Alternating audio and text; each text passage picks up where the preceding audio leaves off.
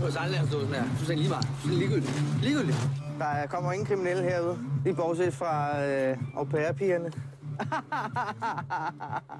Ja, selvfølgelig lidt ærgerligt. Der ligger en vej lige imellem, ikke? Men det er ligegyldigt. Så er det bare solgt. Så er det 2 timer der. Så er det lige meget. Hvis folk ligesom ikke bider på, jamen så bliver det kvælertag og spyt i munden. Er I klar til at få stiv pæk? Så I coke?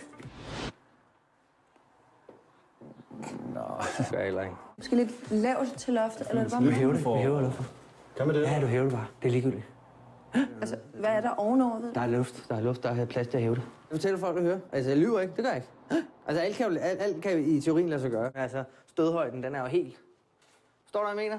Ja, får du bare solgt til nogle andre. Det er... Undskyld. Ja, sælger det bare til nogle andre. Det er lige meget. Køber det bare selv.